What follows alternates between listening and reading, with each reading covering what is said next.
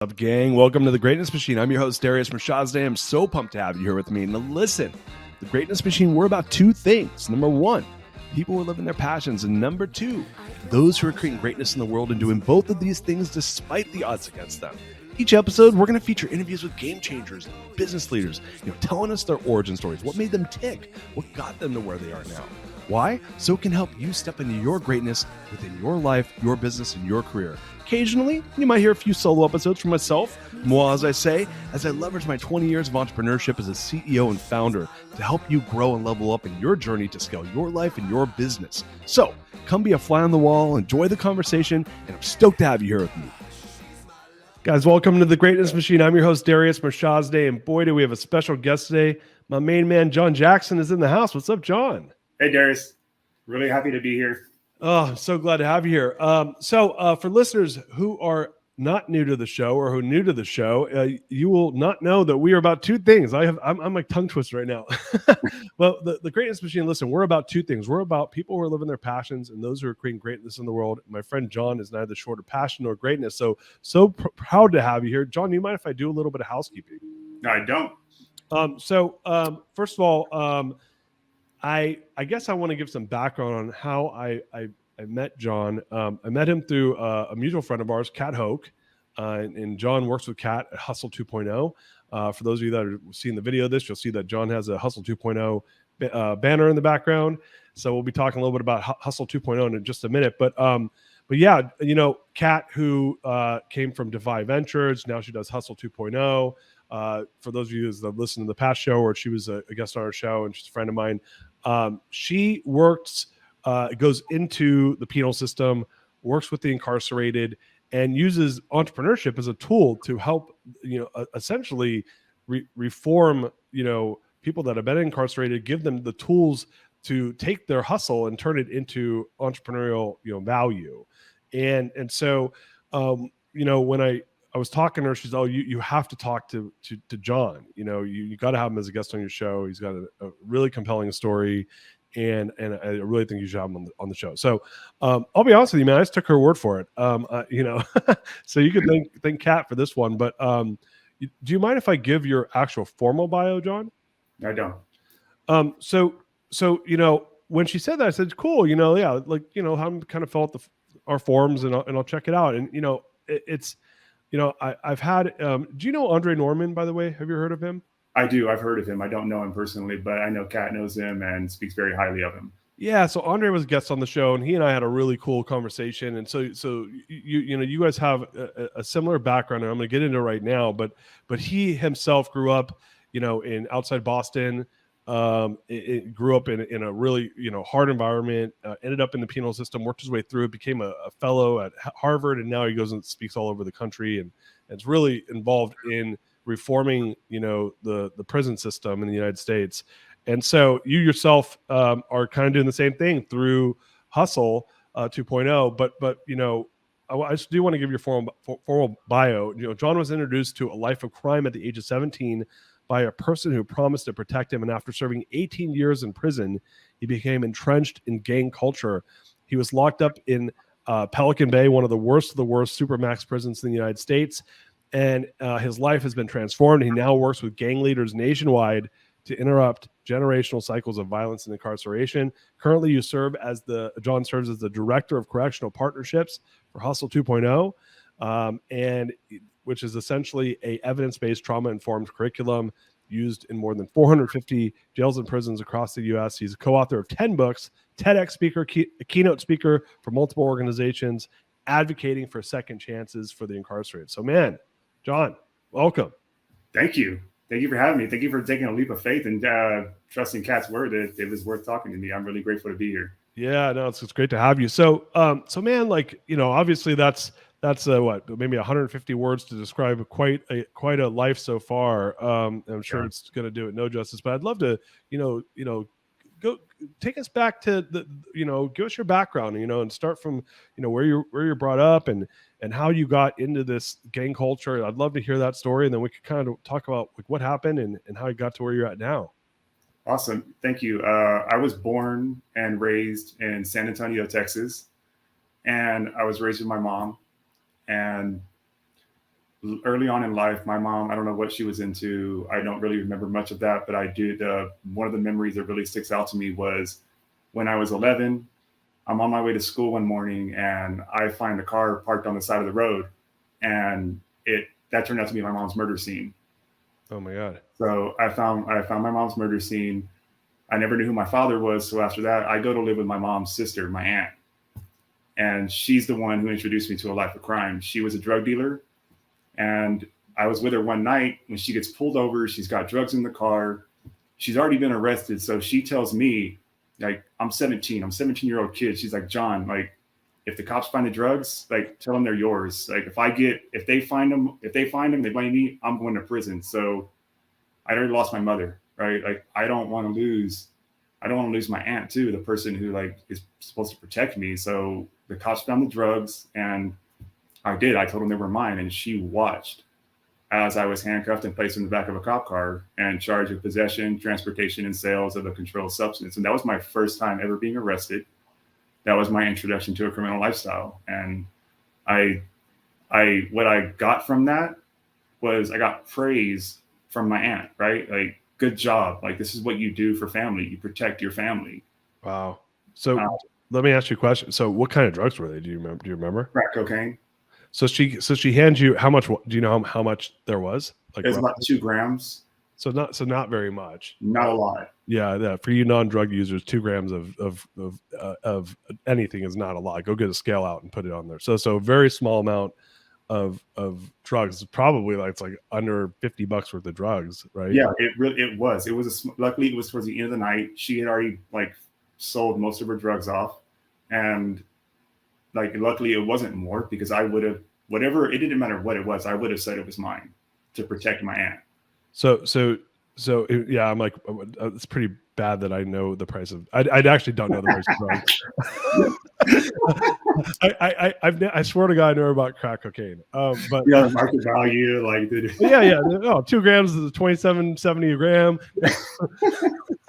I figured it was. I mean, that's not a lot. 2 grams is. I know what stuff weighs. Like 2 grams is a very small amount. There's 27 grams in an ounce, and there's 16 ounces in a pound. So I know my math. Maybe just break down the math on drugs. Yeah, let's talk about the price, the arbitrage price of weed versus crack. No, so of course, Darius goes straight for the comedy hour on drugs, on a teenager getting busted for his aunt's drugs.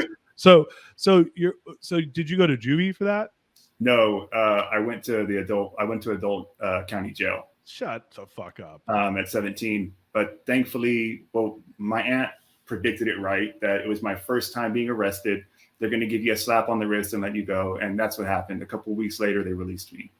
So you go to, so you've never done anything wrong, like even like anything bad before this? Of course, I'd stolen from the little like local store, little shoplifting, not minimizing. I don't want to minimize stealing as a kid, youth, adult, whatever, but just nothing at that level. But I mean, you never had like gotten in trouble for it. Like, no, I've never been arrested. I was a chronic, like I was a total chronic shoplifter when I was a kid. So I had a problem. I've never admitted this on the show, but when I was like 13, I shoplifted for a little bit. And then it's okay. I've done a little more than shoplifting, so you're no judgment here. No. It's interesting as I've had family members that have grown up around aunts or uncles, or just their parents were not there, right? Yeah. And if their parents were in crime, and it's interesting to see, like, that's the environment. It's like you are what you're around, right? Yeah. So you get praise from your aunt, and then what happens? So I got out like I said, get out a couple of weeks later. My aunt praises me for this, and I'm like, well, this is what looking back now, I know this is what I've been looking for since I lost my mom, right? I've been looking for this acceptance, this family, and I'm getting it. She's praising me, like, good job. So I leaned in. I'm like, okay. So I started committing aggravated. I escalated my crime pretty quickly. I committed my first aggravated robbery at the age of 17. Oh, wow. So right after that, you're like, yeah. Oh, so were you like, what, were you excited to do it? Or were you just like Like, I wouldn't say I was excited to do it, but what I was excited to do was provide, like, take care of my family and my aunt and get that praise again of like, wow, good job. You're doing good things. You're bringing money in, you're making money. And I got praise when I would commit a robbery. I'd bring money home to her and like share my money with the family. It's like, yeah, good job. So she's reinforcing that this is good behavior. wow. And had she was like a drug, sold drugs. She was kind of in that drug lifestyle. She's selling drugs, and you know, for her, like, crime was just, you know, it's part of the deal, right? Yeah. And one thing about my aunt, she's a natural born hustler. I respect her hustle, her grind, and like her entrepreneurial spirit. She just misused them. She misused them. Yeah. And so you committed your first aggravated robbery at 17, you said? 17. And I committed a string of aggravated robberies. I committed 4 aggravated robberies a couple of weeks after my release from the drugs, and was arrested like that a couple of weeks later.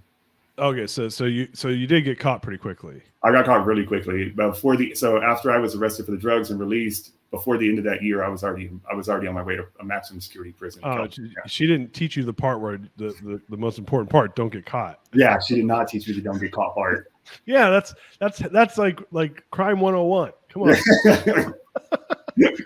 So she didn't teach you that part, which, you know, that's obviously, you know, it's negative then, but probably in the long run, you know, positive, because you would have probably created a lot more, you know, harm for people, or could have even escalated more outside of prison. Yeah. But man, so was that your second offense that you went to the prison? Second offense, but it was multiple offenses that resulted in me going to prison. Got it. And how long was the sentence for? The original sentence was for 16 years. What? 16? And you're 18 or 17 at this point? I was 17 at the time. So you're 17 years old. You just doing some stupid shit. I mean, listen, like, I'm not trying to minimize robbing a bunch of people, but 16 years, like, that's crazy. I mean, I love that you said, like, not going to minimize that. I hurt people. I created victims, and I traumatized them, and that will stay with them for the rest of their lives. But at 7, can I ask a question? Yeah. What's aggravated robbery? Is that like what's a gun? What's that? So it means I had a gun. I put a gun to their head, or I used a gun in all of my robberies, I used a gun. Was it loaded? Yes, it was loaded. Oh shit, man. Okay. So all right. So that is, I mean, that's scary. Yeah. Right? And were you intent on using it, or you're like, I'm just gonna scare them? No. I never intended on using it or physically hurting them. I definitely mentally and emotionally scarred them. Yeah, for sure. Yeah. So okay, so that's what aggravated it. Sorry, I don't know all this stuff. So you so they throw I guess the term for that's throwing the book at you, man. They're like, yeah, screw this kid. Like, this guy's like, we're gonna teach. And you're in Texas too, which is pretty. No, I was on the run. I went from Texas to California. So I was arrested for my first robbery in Texas, and I bonded out and I split. I went to California. Oh, okay. So you were a fugitive, I guess. Yeah, and I committed more aggravated robberies in California. And so, where were you in California where you got caught? I was in San Bernardino, Southern California. Yeah, no, I used to work at gas stations near San Bernardino. My folks own Riverside County, but so you get caught in California, which is, you know, I guess maybe in some cases better than Texas, because Texas is hard on crime. I mean, it might have been impossible to get out if you were in Texas. Yeah, I definitely believe that if I had been arrested in Texas, I would be on. It's a complete different trajectory of where I am now. So you get into prison. You're 17. You've committed a few crimes, but dude, you're still pretty green, and you're a teenager. I mean, you're a teenager, dude. I mean, you're like, there's people. I mean, everyone does dumb shit when they're a teenager. Yours may have been a different type of dumb, right? But dude, you're still a kid, you know, total kid. So you're a kid. They basically try you as an adult. Yeah. and you go to prison. What prison did they put you in to start? My first prison was Centinela State Prison. It's a level 4 maximum security prison. So that was my first prison that I went to. I was 18 when I got to prison, 17 in county jail, 18 when I get to a maximum security prison. And man, what was that like? So you hear all the stories about like at least in California, that stuff is not true. Like you don't walk up to the biggest dude and punch him. Like there's none of that. I came from Southern California, so when I was in the county jail, I joined the gang almost immediately when I got there. I had all the skills that make a great gang member, right? Like I'm a good leader, I'm a hustler, I have the ability to be violent. I had. Okay, so you get there and you're like, did your aunt or anybody say, hey, listen, you got to join a gang? Or no. Was this just like instinctual? You're like, all right, I've watched enough movies and like understand the way this shit works. Like I got to watch my back. No, when I got there, some of the who eventually became my homeboys were like, hey, who do you run with? I'm like, I don't run with anybody. Like, you know, and I stood up to them, just made like, they saw that I had heart, right? It's like, and they were like, well, you're running with us now. So I'm like, all right. I didn't know what all that meant at the time. But I was like, shit, you got a bunch of guys who are going to accept me and protect me, and I'm going to protect them. I got a family. I have my family. Yeah. Well, so, and forgive me if my like understanding of prison culture is wrong, and this all comes from movies more or less. But so my understanding is like it's usually ethnic based, right? It's like I was part of a Mexican gang. One of the largest. I eventually became a member of one of the largest prison gangs in the United States. So sorry, John Jackson threw me off a little bit. So yeah. So my father was Mexican. Got it. Okay. Yeah. So you're half Mexican, is that correct? Yeah. All right. So you're like, all right, that's my crew. Yeah. And so yeah, walk me through that experience. So it was when I got there, I got to jail. The homies hit me up like, all right, you're running with us now. You're one of us. Here are the rules. Here are the regulations. Here's how we roll. Here's what we do. And I'm like, I love this. I love structure. Like we work out every day. We're clean. We do this. We do that. And I'm like, I'm in. So like, where do I sign up? And because of the skills that I have, my leadership skills and my entrepreneurial skills, I started to gain responsibility within the gang pretty quickly. What does that look like in the gang? In the gang, that means like enforcing the rules. So give me an example of a rule. So we don't, sorry, I say we, I'm not we anymore. Not sleeping during the day, like shoes on, being clean, being respectful, presenting yourself respectfully. And some people don't do that. Like people don't grow up in that culture, but when you come in to jail or you come into prison, like you're going to keep a clean cell. You're going to, when program is running, when everybody's outside of their cells during the day, you will be awake and alert and on your toes and ready for anything. Oh, so this is more of like a militant position. It's the gangs are very militaristic. Yeah. There's structure, there are rules. Like the myth that fights don't just happen, right? Like it happens for a reason. Like somebody broke a rule or somebody did something wrong. Nobody just wakes up one morning and is like, I feel like stabbing somebody today and do it. It's not the way. That was not my experience in prison. So, and you said that you were part of the largest prison gangs in the United States. What was the name of it? I was a Sureño. Sureño? Yeah. And is there in California? You grew up in the Riverside area. Every Mexican that you were probably around down there was probably, if they were gang involved, that's what they were. Yeah, I've heard that term, that name of a gang before. And was there any ties to like the Mexican Mafia, or is it all just like Southern California gangs? No, it is. So eventually, when I work, I'm not a member of the Mexican Mafia, but eventually, when I started working my way up, I earned my way to Pelican Bay State Prison, where the leaders of the Mexican Mafia are housed, and they became my mentors and my friends, and that's who I was surrounded with. And it's the Mexican Mafia. So using that terminology of working your way up, you were 17 when you got in. You were there. You worked your way up to Pelican. How long did it take for you to get to Pelican Bay? I got there in 2013. Okay. So I went to prison in 2001. So about 12 years it took me to get there. So you're 30 years old at this point. Now you had originally got a 16-year sentence, and my understanding is the way sentences work, and this is not federal prison, was it? This is No, it's a state prison. State prison, right? So my understanding is like, yeah, if you get 16 and you behave well, you can get out in like 7 or yeah. I didn't behave myself. Oh, so you're like, you got institutionalized. You're like, oh man, why do I need to go back out? I'm going to stay here. Well, it wasn't that I need to stay here. It was at 17, 18, 19 years old. Like I couldn't see 16 years down the road.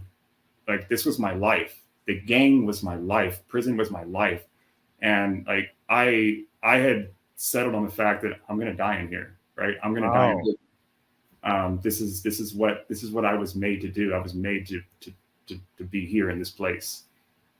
Because you were like thriving, you got a lot of like social authority, and people like were giving you praise for being a good soldier or whatever. Yeah, I'm making money. I get to sell drugs. I get to be an authority figure. I get to use all the skills, all these great skills that I have. I'm just misusing them. So like, why do I want to go anywhere else?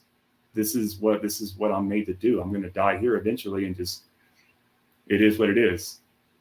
Interesting. And so because of that, you were getting charged with additional crimes while you're in prison? Yeah, I got 8 additional years added onto my prison sentence while I was incarcerated for engaging in gang criminal activity and violence.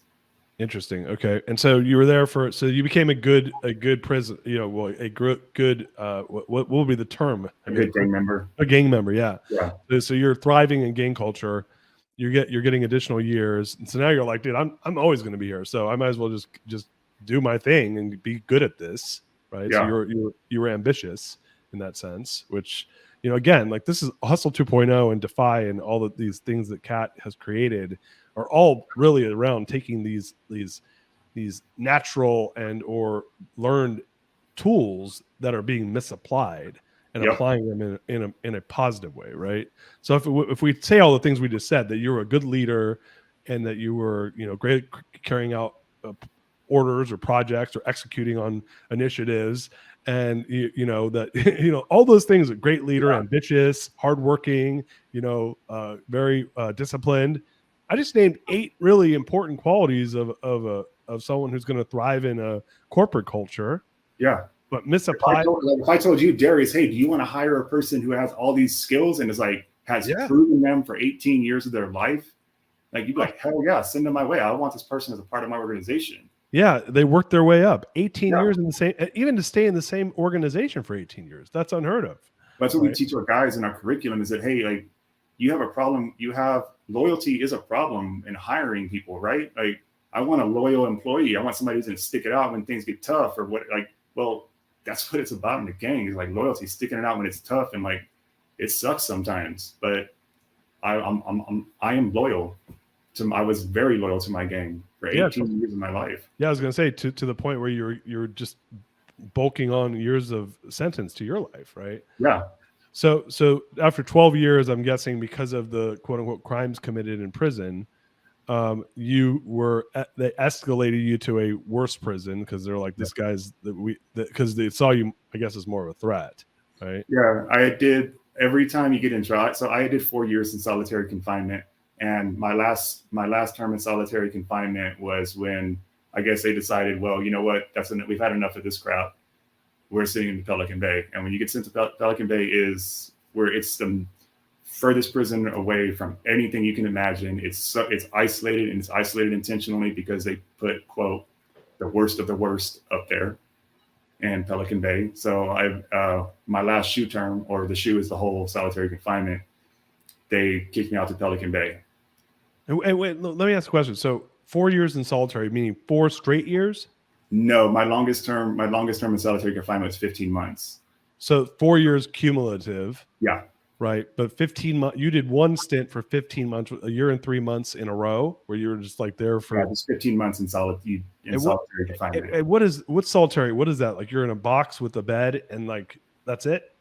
The way I describe it to people who don't know what that looks like is imagine being locked in your elevator, in an elevator, And now imagine being locked in your elevator without your cell phone or any kind of communication or contact. You're in there by yourself.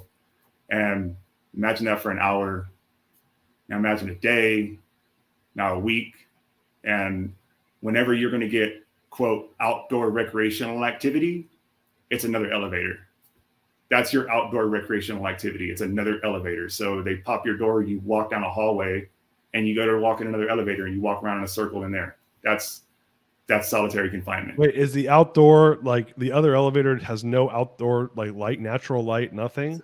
I want to say it's about a 30-foot high wall that has a screen and mesh on top of it.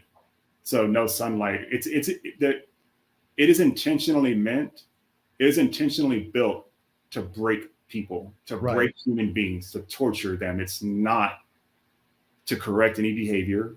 It's strictly punishment, torture, and to break you. And does it, I mean, I could see it that it would break people, but does it get people to act better? No. I was gonna say, I'm like, how do you, I mean, your first time, if you put me in that for an hour, I'd be like, yeah, I'll behave. It to me, whenever you're there and you have cops telling you like the only way you're going to leave here is in a box. Well, I'm like, well, screw you. Like, you're not going to break me. And that's the mentality that you start to adopt is you are not going to break me.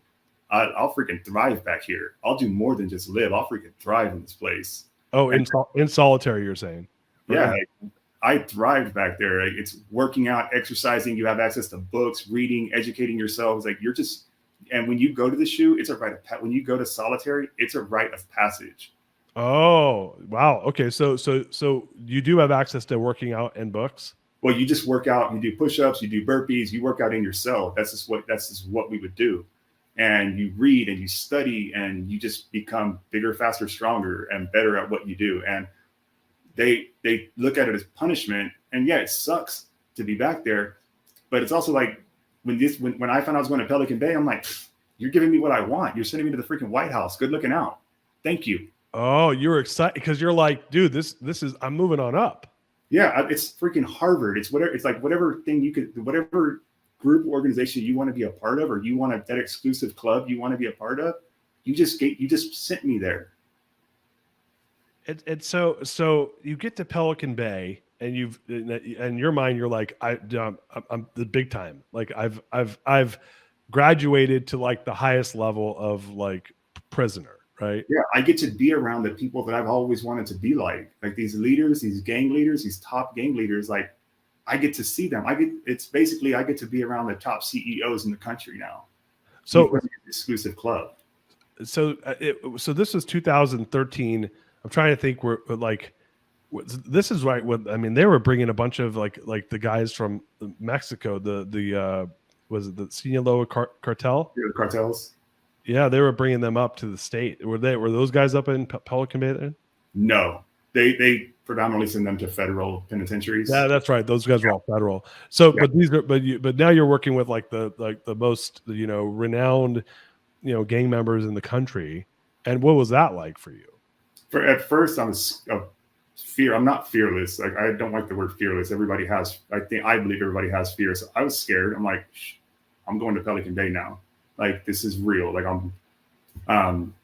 it was always known as an extremely violent prison. Like you go there, like it's violent. So when I got there, I'm like, oh shit, like here it goes. Right. Like I'm in Pelican Bay. Up to this point, the violence was not so much. No, plenty of violence. But you know how some places have a reputation? Pelican Bay has that reputation. Where do a lot of the incarcerated get murdered there? Is that part of it? Yeah, it's murders, riots, stabbing cops, like you name it. Like when you get there, there's an expectation that this is. You got everybody that's there earned their way there. Nobody accidentally showed up at Pelican Bay. Everybody there has been to the SHUs, been stabbed someone, or been in a riot, or like it's not your average incarcerated person there. So what got you there was what? Just the last time in the SHU, they're like, this guy is just too much. Like this. It was my second time with using a weapon and getting caught with using a weapon, and that's when it's like, okay, like you're stabbing, you're involved in riots, you're racial riots, you're doing all this. Now you're going to Pelican Bay. So you were scared because you're like, oh, this is, I mean, at some part of you, it sounds like was scared. The other part of you was to your earlier comments was like, yeah, excited, I guess, a little bit. Well, it's excitement mixed with that fear. It's like, like, crap, what am I going to have to do to measure up to everybody else? You know, you have this expectation in your head of everybody else there.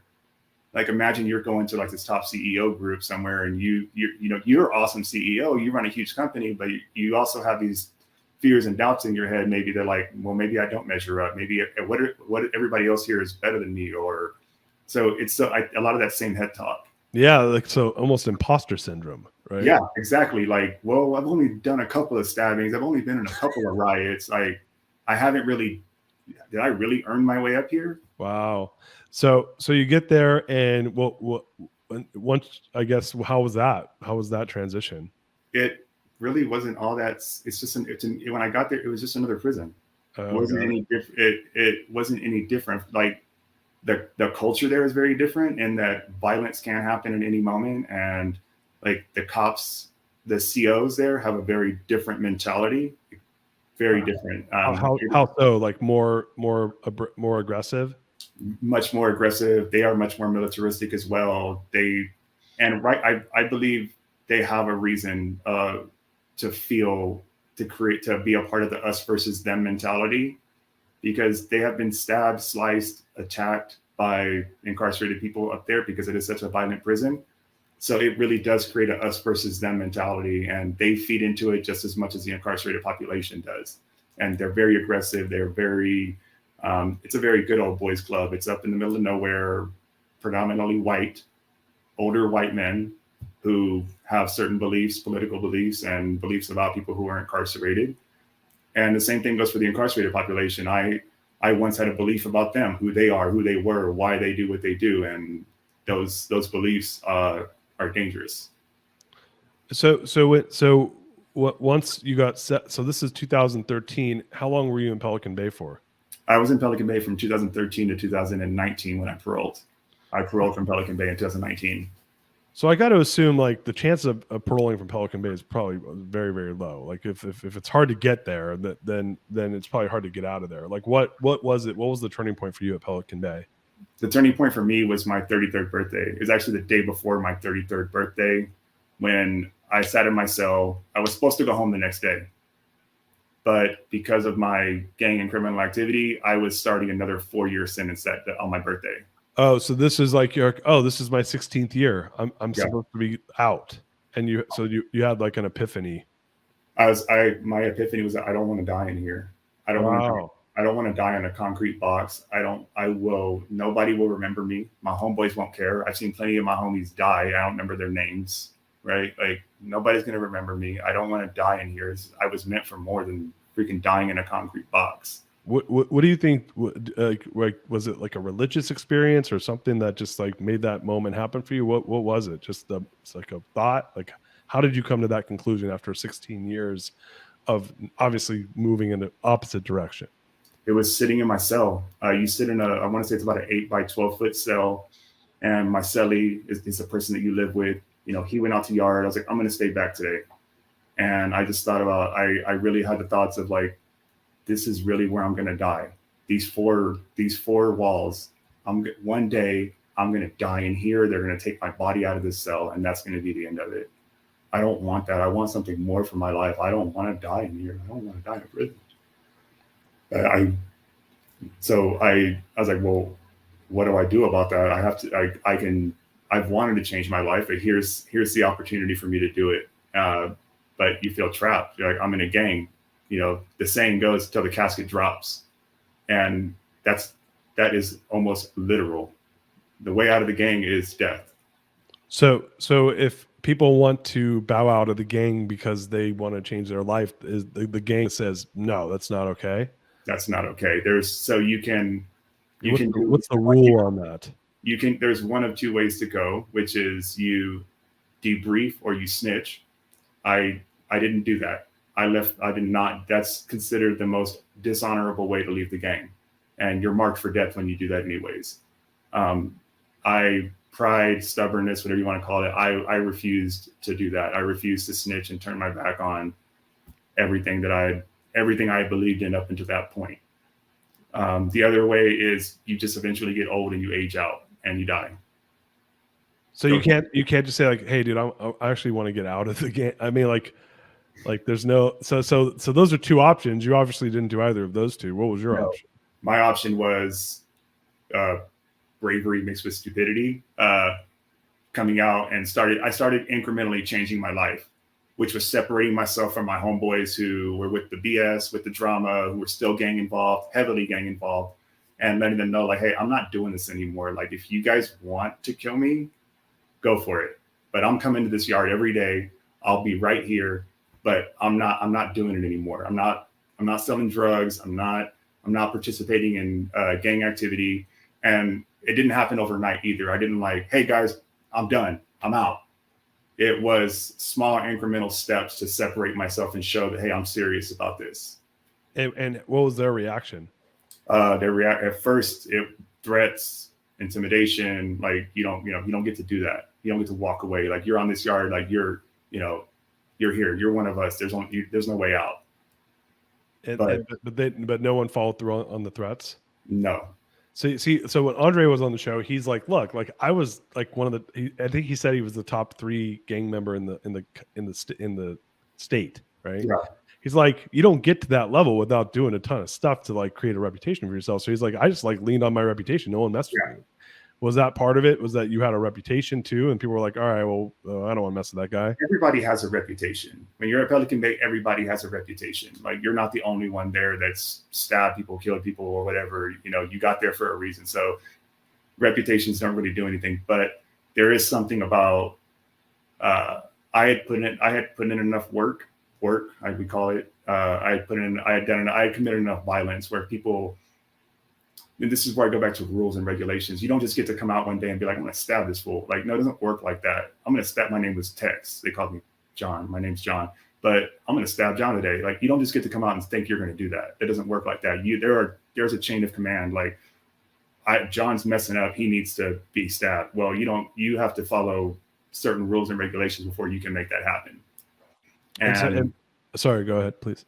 And like, whenever that comes up for me, it's like, I was mentored by some of the top gang leaders. They knew me. They cared about me. So eventually they pulled me over and told me, hey, is this what you really want? I told them, yes, this is really what I want. They said, all right, that's fine. If that's what you want, we will let you go, but you can never come back. We love you. We care about you. And one of them who was my mentor was like, look, you were meant for more than dying in here. You can do so much more. You can have a huge impact. You can show people that former incarcerated people, we're not the monsters. We're not just monsters. We're not just animals. We are more than that. So go home, get the hell out of here. Mind your own business. Nobody's going to bother you. Nobody's going to touch you. So he basically vouched for you then. Yes. He gave me a pass. So he's like, so whatever you had done, you gave him an opportunity to like, create an opportunity for you. He to your point, he cared about you and he saw your potential. Right. And I got to assume like, it's a mixed emotion, right? If you're stuck in this setup, you're like, I'm either going to be good at this, but even then a part of you probably says like, well, I know there's a world outside of this. I mean, like clearly there is. Yeah. Right? There's no question about that. And so that I guess that created that opportunity. So for you you started making those changes and then that 4-year term came to pass and you got probation. Is that basically what went down? No, not probation. I paroled. So Thankfully around the time that I decided my 33rd birthday, when I decided to start changing my life, Kat comes to Pelican Bay. Wow. So it really like all just came together right there. I want to change my life, but I really don't know what to do. I can make these changes on my own. And then I have Kat who brings all these amazing people in there and starts telling us like, hey, you have value, you have worth. I'd never been told I had value or worth other than in the gang. But when they're like, wow, you're a great speaker, you're a great leader, you have so many skills and talents that could create impact in the world. And that starts to sink in. I'm like, well, maybe these people are right. Maybe they, like all these successful entrepreneurs that she brings in here to mentor us, maybe they're right. Maybe they see something that I don't. And so This was what year was this? That was 2017. Okay, so was that she was still doing Defy then? Is that correct? Yeah, she was still doing Defy then. And we in Pelican Bay, just to give you some context, we had no programs up there. It's a lockdown prison where you don't have access to programming. You don't have access to any kind of rehabilitative programming. So this entrepreneurship program was freaking amazing because it's like, oh, I know all these entrepreneurial things. I just don't know the terms for them. Like, I don't know like the economics of one unit, but I instinctively know them, but I don't know all the technical terms for them. So starting to learn it was like, this was like, oh yeah, I'm like a sponge and we're just soaking it up there. And so you got into her program, and for listeners that don't know what a program is, essentially this would be like NA or, you know, these different like narcotics, or what was it, like Alcoholics Anonymous? It's like taking a class, like class. It's like taking a class, entrepreneurship class with some life skills mixed in. Right. So in prisons, they have these classes you can take to like make yourself better. And a lot of people who are doing the programs are trying to better themselves. Right. Yep. And is that looked down upon in the prison culture, or is that kind of it was early on when I first came to prison? Like, I didn't program, and it wasn't only that we didn't program. We didn't have access to programming. So it took me 10 years to get a GED. I passed it on my first time, finished in the 90th percentile, but never had access to even take my GED for 10 years while I was incarcerated. Yeah, which is crazy. When you start to like look at the system, you're like, what are we really trying to accomplish here? Yeah. Like, you know, are we trying to like listen, like there's plenty of, I'm sure there's some people that probably shouldn't leave prison. Either they're mentally ill and they're a danger to society or whatever, right? Or they're so entrenched in their beliefs that they're not going to change. But there's a huge population where it's just like they just had a rough go at it growing up, or they made some really stupid decisions, really stupid. Stupid decisions that harmed people and created victims. But when you start to hear the story behind it, it's like my interest. If I take ownership of the crimes I committed and the damage that I have caused, and I am using my life to live amends for that. I can't undo what I did. Right. I wasn't born a gang member. I wasn't born a criminal. There were a set of circumstances that led to that. Finding my mom's murder scene, having my aunt take a drug charge from me, and then like follow that trail. I wasn't born this way. I wasn't born a criminal or a gang member, but this is how I became what I became. And given the opportunity, I did take the opportunity to change my life. Yeah, and that's, I mean, you got to assume like it's a steep hill to climb, right? Especially it's not like you're like, oh, I'm 16, what am I going to do with my life? You know, it's like you're like, no, man, I'm like 33, 7 when you got out, right? So 33, and I've spent half my life in prison, right? Like, and probably more than half of your life consciously as like your entire adult life. And then some, right? So it's all you know. And to say, oh, I'm done with this, I'm gonna turn my life around. Yeah. It's like that's crazy. Like that by itself is a crazy thought. And so you started the program with doing Defy, and you worked through that. And how long was that program? We did that program about 6 months. I graduated. I eventually became a peer leader in the group and got to mentor other people. We ran two other groups. So I got to mentor other people coming into the program, and that really started to solidify my change, because people stopped seeing me as a guy to go to for drugs or alcohol or whatever. They stopped seeing me as that person and started seeing me as the guy who like, hey, I need help on writing a resume. I need help on writing a cover letter. I need help in my business idea. And I became that go-to guy instead of being the go-to guy for gang stuff. So you got out in 2000. 2017 is when you got out? No, I got out in June of 2019. My 3-year anniversary is coming up. Oh, wow, man. So 2012 is when you got there. You were there for almost 7 years? 7 years? Right. Pelican Bay, I got there in 2013. So I was there 2013, 14, 15, 16, 17, 18. Yeah, around there. So you got out just before COVID. Yeah, I did. Wow. So how'd that feel, man? To get out? At first, it was overwhelming. So it wasn't a typical release. There was a typo in my transcripts that resulted in me. So I got shipped back to Texas and was handcuffed to a chair for 10 days because there was a typo in my court transcripts that they forgot to check a box that said I had served 18 years in prison. So I was looking at another 4 years. Thankfully, I had mentors and people who believed in me and helped me get an attorney and fight it. And eventually they released me. They admitted, okay, yeah, we're wrong. We made a mistake. And then they released me. And I actually, like I didn't believe I was ever going to get released. Even when I was in the county jail about to be walked out, I always thought I had this thought, they're going to grab me and take me back. They're never going to release me. It's never going to happen. The system has screwed me over time and again. And then finally, I was standing in front of like a glass door, and I could just see people on the other side standing there waiting for their loved ones. And I'm like, this door's never going to open. They're going to grab me, cuff me up, and take me back. And then finally it opened, and I ran out of there as fast as I could. And I was free, and I tried to get the hell away from there as fast as possible, because I'm like, they're gonna come grab me outside of here now. And eventually I went to stay with a volunteer that a friend of mine who let me stay at his house, and I just passed out of sheer exhaustion and being overwhelmed. It took a while to sink in that I wasn't in prison. I didn't sleep for about 2 weeks. I was so used to being in a cell.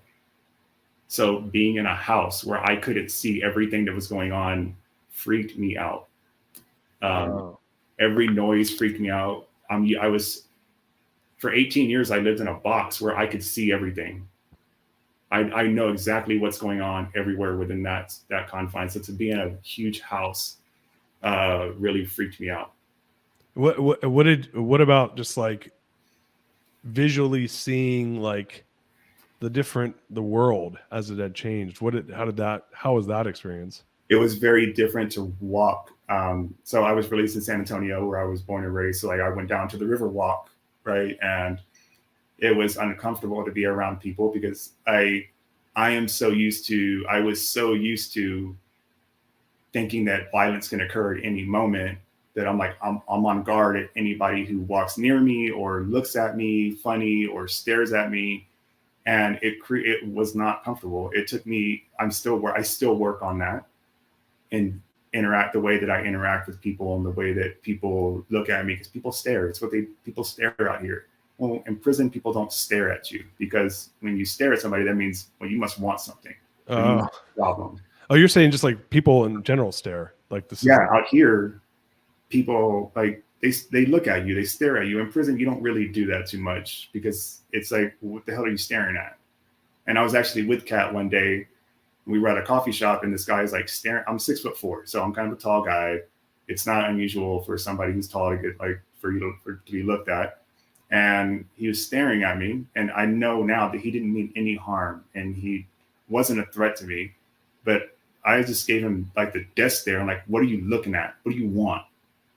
And she's like, what's wrong with you? I'm like, what the hell is he looking at? What does he want? Like, why would you stare at me? You must want something if you're staring at me that hard. So I've had to work through to catch myself, to realize like, that's not the way I need to behave out here. And it's not the way to solve violence. It's not the way, aggression is not the way to solve problems anymore. So do you feel like now that you're, I mean, and I guess getting out when you got out, it's like you walked into the world in like the world, the world got turned upside down the minute you got out, right? So I was built for COVID. Like people in prison, we were freaking built for COVID, for lockdown, for not going anywhere, for like getting super creative in my confines, Yeah, like someone telling you what to do, and you got to wear a mask. And you're like, oh shit! People have been telling me what to do for half my life. Yeah, whatever, no big deal. Yeah. It's people who are used to being able to do anything they want. Yeah, have any rules, then it's like that they've had a lot of trouble with this. So yeah, I guess you're right. Like maybe it made the transition easier, because it kind of did. Like being stuck in, I wasn't stuck in my house. Like something that I was very grateful for and that I acknowledged was, when I was in prison, I couldn't walk out of my cell whenever I wanted. I could step out into my yard whenever I want. Like, let's get perspective. Like I want to acknowledge that everybody that experienced COVID and was locked down, that sucked, and it hurt, and it's painful, and it wasn't fun. But we can walk out of our house anytime we want, right? You can walk out and get fresh air. For 4 years in solitary confinement, I never saw, the longest was my 15 months. I literally never saw the sun. Literally, like not like I didn't see the sun. No, I literally never saw the sun. Yeah, I don't even. I actually I think that it's unhealthy to do that. Like it's actually like from a health perspective, like you're actually like poisoning people. It's fucking crazy, dude. So dude, congrats on doing the work to get out, man. That's awesome, and it's good to hear. It makes me happy to hear that. And so now you're out, and tell me, like, how was it to go from being in such a unique environment to now you're in the non prison environment, and you got to get a job, and you're like like, how did that work? Because I got to assume it's really hard to get a job, and I'm a big believer that our system is totally fucking broken. Where okay, I put someone in prison, and let's just say like every minute of that term you earned. Like, some people might feel like you didn't, some people might feel like you did. Let's just say like let's not argue that. Let's say fine, you got what you deserved, and you shouldn't have done the bad thing you did, and you paid for your crimes, and now you're out.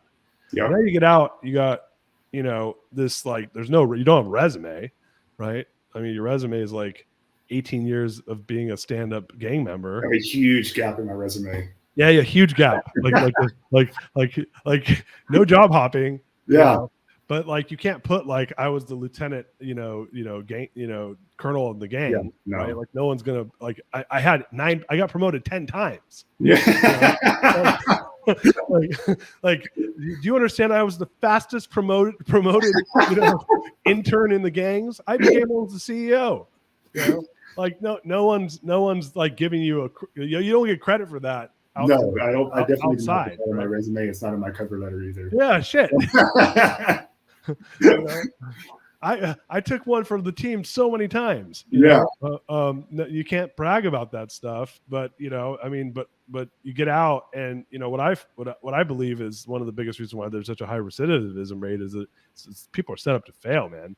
Can't get a job, can't live anywhere, especially like depending on what you got charged with, it's like really hard unless you have a really big safety net, social network. It's really hard to like get out and then go and you got to acclimate to this world that you didn't fit in before. Well, on top of acclimating and getting a job, it's like when you get out, it's a legal requirement for you to have a job, but it's also a legal requirement for you to do like 8 hours of classes a day. It's like, how the hell am I supposed to go to work and go to all these classes and like report to my parole officer, have my parole officer search my house once a month? Like, it's almost impossible to meet all of the demands that all the restrictions that the handcuffs they place on you after they take them off. Yeah, it just doesn't make sense, right? If the goal and my issue with it on top of as double, right? Because I'm pretty hardcore like conservative when it comes to money stuff, and I'm like, I'm paying $100,000 a year for someone to be in prison, like, which is fucking crazy. Yeah. To then pull them out, to then not set them up to be successful, to then put them back in. And I'm like, this is such a drag on society financially. I'm like, this is a bad investment. Like the whole investment's fucked up. It doesn't make sense. The way we like to describe it is if prison was a college and if you're paying $100,000 a year to go there, and these people get out, and we get out, and none of them find, and like, I think it's like 15% of them find jobs after you graduated from college, released from prison. That's a pretty crappy success rate. I wouldn't enroll in that college. Yeah. I think they had them. They were like the University of Phoenix, like there was online colleges. They all got sued for that, right? Sure. Because you're not the outcome is not correlated to the investment, right? So forget about like the social, whatever your beliefs are on crime and prison and all that. Yeah. I just want to look at this financially. Financially, it is a bad investment. I spend hundreds of thousands. If I put someone in prison for 5 years, I spend $500,000 for them to get out, and then they go on welfare, and they can't get a job, and they it's like, and I'm paying food stamps, and I'm paying for them to, and they're basically like, and then they're like, fuck this. Yeah. Way easier when I was in prison. This is like living in poverty. Shit's the worst. So I'm just going to go do what I was good at, which is commit crimes, and I'm going to go back to prison. Yeah. Like, as would most people, right? Because why not take the easier path? Like, yeah, prison sucks, but when you are when you're discriminated against out here, when it's like, for me, I committed my crimes when I was 17. Like, this happened over 20 years ago. and you're still going to punish me for it. You gave me a prison sentence, right? Yeah, what's the I point? did my prison sentence, and now, like when I was released, it's completely legal in California for a landlord to say to discriminate against you because of your criminal history, but it is also a legal requirement for me to have a stable residence. How am I supposed to do that when I have to tell my landlord? Because the parole officer they tell you, whenever you apply for a place, you have to tell them you have a criminal history. Well, who the hell? Well, I have to tell you, hey, I have 7 violent felonies. Can I live in your apartment? Yeah, in your apartment? Dude, I'm a landlord. If you told me that, I'd be like, you seem like a nice guy, dude, but no fucking way. Yeah. Like, you think my other tenants who are like VPs in Silicon Valley are gonna be cool with that? Yeah. They're gonna be like, dude, what do you no? Like, so it's broken on both sides, right? Because the landlord's put in a bad position, but so is the tenant, right? Which is, and it's all because here's the deal: if the recidivism rate was 1%, landlord wouldn't care. No. Right? Because landlord would be like, oh, we have a great rehabilitation system. Yeah. Like, oh, really? I'm so happy you got through that and you're being successful now. But the reality is, what's the recidivism rate? Like 90% or something? It's almost, after 3 years, it's almost 90%. Yeah. So the landlord's like, dude, I don't want my apartment building to be the next, crime scene. Yeah. Like, that's the issue. That fear is valid. Totally valid. So you get out and you're like, all right, I got to go build a life. Like how did that go? Well, thankfully, I had a job day one. Kat started Hustle 2.0 at Pelican Bay. She came in there. This lady's crazy and crazy brave, and pulled all the gang leaders into one room and just asked us like, "Hey, this what you guys want to be known for?" It's like, I'm not scared of you. Like, you think everybody's scared of you because you're some big bad gang member? Do you want to be known for more than just being a gang member? And we said yes, and we started writing for Hustle 2.0. And we started using our voices for positive leadership. So whenever day one, when I got released, my job was to continue writing curriculum for Hustle 2.0. So I'm a rare case, unfortunately, that I had a job day one, and I had an amazing support group behind me who believed in me and helped me get an apartment, helped me get a house, helped me get a job, helped me find transportation, all the things that I needed to be successful. I had a freaking amazing team of people who said, you're going to be successful and we're going to help you get there. Yeah. And it speaks to what we just said before, like having that community, right? Because community, I think this is all about community at the end of the day, right? Had you had the right community growing up, the odds of the things happening to you that happened to you or the crimes that you chose would have been way lower, right? Yeah. Like, you kind of are who what they say, like you are the average of your top 5 friends, right? Like and if your family is that, then and your family is telling you to commit crimes, and the odds of you committing crimes goes up exponentially, right? Yeah. If I was in a group of CEOs and entrepreneurs growing up, all the skills that I had within me. Yeah, you would have been like the 17-year-old intern. Yeah, those I would have been able to learn from you and all these other awesome CEOs and all these people who are doing great, all these awesome entrepreneurs. And I'm like, okay, I can do this. I was around people who said, this is how you use your entrepreneurial skills. You sell drugs, this is what we do. So I'm like, oh, this is what we do. So now you're the director of correctional partnerships for Hustle 2.0. What does that mean?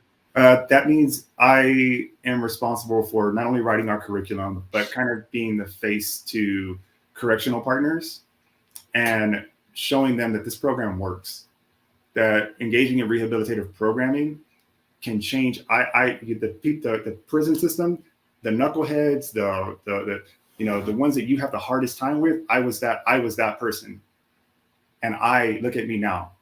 Because I took these programs, because I did this, let me show you how we can implement this into your prison and how I can turn your hard to reach population, how I can get them to engage. And it works. They want to hear. They're like, okay, yeah, these are the knuckleheads. These are the guys who are stabbing my cops every day. These are the guys who are causing fires and riots. I need something to solve this problem. And that's where my job comes in, is showing them, hey, this is what we do. This is what I'm about. Because I don't know I do know what it means to not look like it. But I don't look like you don't see tattoos. Like, yeah, I was gonna say I don't see any neck tats or anything like that. They're all under here. All of my gang tattoos are under my shirt. So you were one step ahead when you were in prison. You were thinking about that. I was schooled differently. Like the reason why my homeboys loved me and like really I moved up is because I'm well spoken. I don't have tattoos. I'm diplomatic. They're like, you're perfect. Nobody would ever suspect you. Oh, interesting. Yeah, because I'll be honest with you. I was like, I don't see any tats peeking out, right? and I'm I'm not the street smartest, but I'm smarter than the average bear. So I was like, where's his tats at? Yeah, they're there. They're all down here. Yeah, you're good. You kept it low, right? So Yeah. so yeah. No, nowadays, dude, they tat their faces, and I'm like, dude, like No. you can't hide that shit. You can't. Like I when I'm walking in the streets out here in California, I can spot a gang member like that. It's bam, right there. Hands too. Hands and neck and face. The hands are the quickest way. And I actually like it that, like, when I gave my TEDx, a lot of people commented on there that I'm a fake. Like, this guy doesn't even have tattoos. I'm like, good.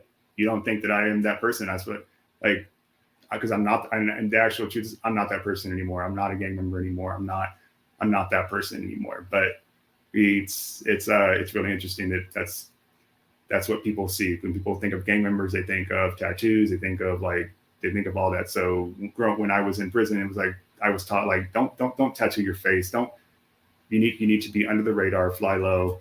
That way nobody ever suspects you. Yeah, that's that you're lucky that was the culture, right? Because if the culture was, hey, dude, if you're one of us, you got to tattoo your neck. Yeah, you probably would have done it. That was the culture. The culture is you get it blasted everywhere, all over. Oh, really? Okay. Yeah, but there are also people who are different. Like, even within that culture, there are people who are like, I don't need to do all of that to prove to you who I am. Like, I'll show you with my actions what I'm about. I don't need a tattoo to show you that I'm down, like, that I'm with the business. Like, I'll show you with my actions. So so there's an element of luck there, right? That your mentors happen to follow that school of thought, right? Because your mentors could have been like, hey, homeboy, if you like really back us, like, and they're all tatted up, you're like, all right, I'm gonna look like you. Yeah. Right? Like, if you're 17, dude, I know what I would have done if would anybody, like you're trying to survive, right? So you acclimate to the environment you're in, you mirror, you mimic, and so that's there's an element of luck there. There's an element of luck, it's half of it's luck and half of it's the work, right? Like meeting Kat when you met her and having that mindset. You could have met her 5 years earlier and you wouldn't have done anything with that. Her and I have talked about this. If I had met her and the program before, I would have told them, like, go screw yourself. I don't need your programming. Like, I'm not doing it. Yeah. I wasn't ready yet. It took that moment of me realizing I don't want to die in here, and seeing, like, oh crap, here's an awesome opportunity with the 5 and with Hustle 2.0 to change my life and making the most of it, and making myself valuable, and saying yes. Like, when Kat was like, do you want to public speak? I was like, hell no, I don't want to public speak. Like, and I really didn't. I was like, no, I don't want to stand in front of people and talk. And Kat's very persuasive. To get like, no, you're going to talk, you're going to lead our events. And eventually I did, and it led to where I am today. Oh man, that's so good to hear. So look, we ran out of time, ran over actually, but I'm sorry, I was intrigued by the whole story. So, man, like, where can people hook up with you? I know you're doing, Hustle 2.0. We can, promote that, but if people want to connect with you, or, have you come and speak at their events or learn more about the stuff you're doing, how would they connect with you? You can, I guess, I don't have a speaker page, but I do speaking. It all comes from people reaching out. You can email me at john@hustle20.com if you'd like to connect. Yeah, so John, JOHN at hustle20.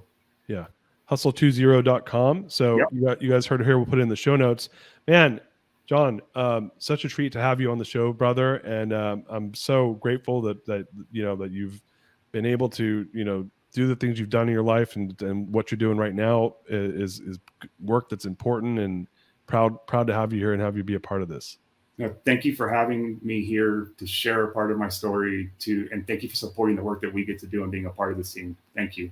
Yeah, man, I'm a big fan of your guys' work, and anyone out there that wants to really help, you can go to hustle20.com and sponsor people that are using the curriculum that John's writing. I sponsor 59 of your guys. You knocked out all the scholarships of people who were sitting in a cell. That cell I described, waiting for our books or waiting for that second chance.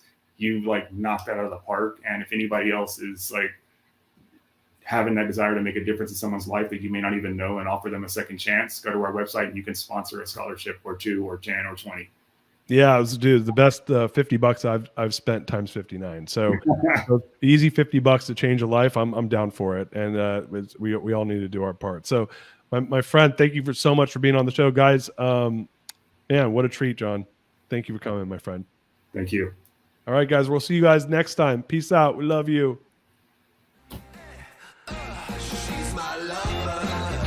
You are listening to The Greatness Machine, and that's a wrap for today. Listen. If you love what you heard, subscribe to the show on whatever podcast platform that you're tuning in on so that you don't miss any of our future episodes. We have tons of great people coming on, and we're stoked to have you here to enjoy it with us. Leave us a review. Tell us what you love most about this particular episode. We love getting the reviews. We love to see what you guys love most. And if this particular episode, made you think of someone who's leveling up in their business and in their life, print screen, share it with them. Leaders are the best givers, and after all, we're all here to support and grow with each other. And in case you want to see some of the fun behind the scenes shots or some of the things that we're doing, I'm actually writing about this in my weekly newsletter. Go to www.therealdarius.com and subscribe to my newsletter. We're talking about fun things like business and life and mindfulness and cryptocurrencies and gosh, I don't even know, everything and anything, but it's tons of fun stuff I write about. I try to get it out on a weekly basis. You can subscribe at www.therealdarius.com. And with that said, look, thank you guys so much. I appreciate you. I love you. Peace. We're out of here. See you guys on the next one. She's my lover.